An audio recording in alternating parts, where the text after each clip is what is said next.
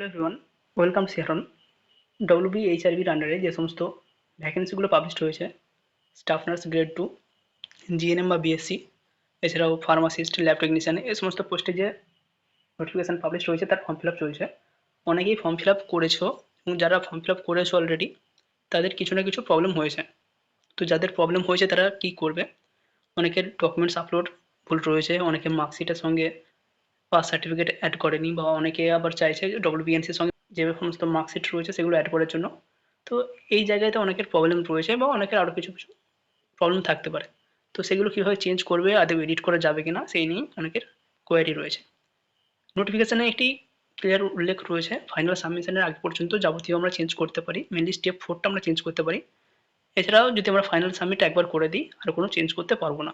সেক্ষেত্রে যাদের final submit হয়ে গেছে, যদি কোনো ভুল হয়ে থাকে তারা কী করবে সেটাই জানার জন্য একজন ক্যান্ডিডেট যে অলরেডি একবার ফর্ম ফিল আপ করে নিয়েছে এবং তারও কিছু ভুল ছিল, সে ভুলটা সে কীভাবে সংশোধন করবে তার জন্যই এনাদের ডব্লিউবিএইচআরবির দেওয়া যে হেল্পলাইন নাম্বার রয়েছে 7044521683, এই নাম্বারে কল করা হয়েছিল এই নাম্বার থেকে।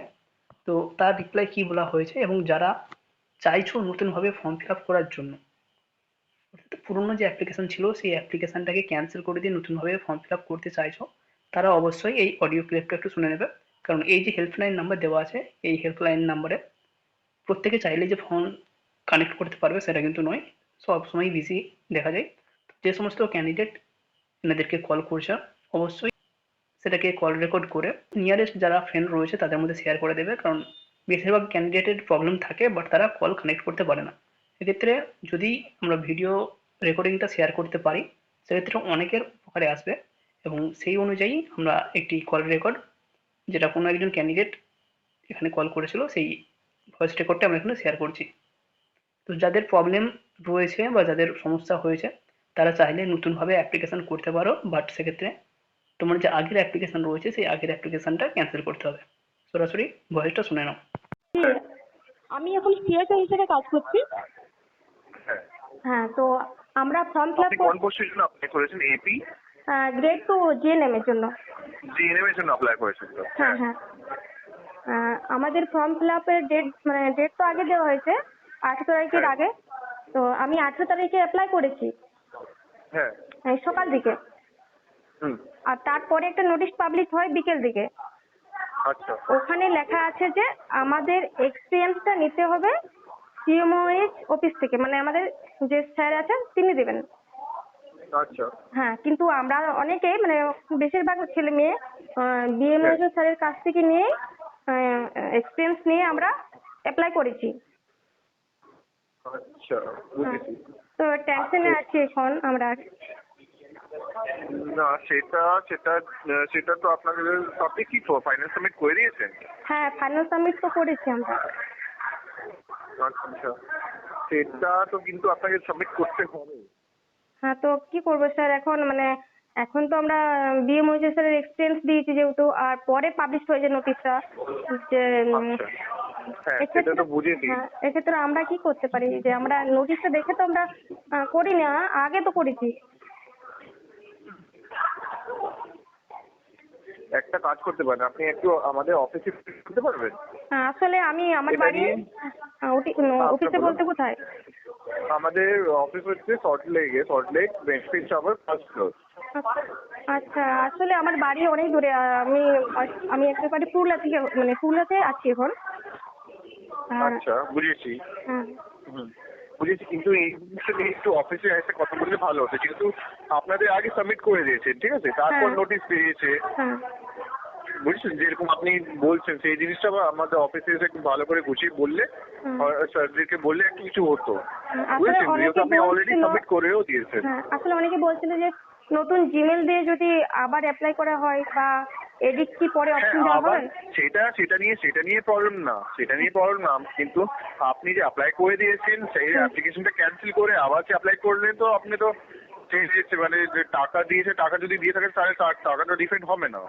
হ্যাঁ, টাকাটা নাহলে বুঝছি, কিন্তু সে ব্যাপারটা হচ্ছে যে আবার যদি নতুন করে করি সেক্ষেত্রে কি ডুপ্লিকেট তো হবে, দুটো অ্যাপ্লিকেশন করলে? না, যদি আপনি পুরোনো অ্যাপ্লিকেশনটা যদি আপনি ক্যান্সেল করে দিন, হুম। ঠিক আছে, হুম। ক্যান্সেল করে নতুন অ্যাপ্লিকেশন করেন, তাহলে কিছু হবে না।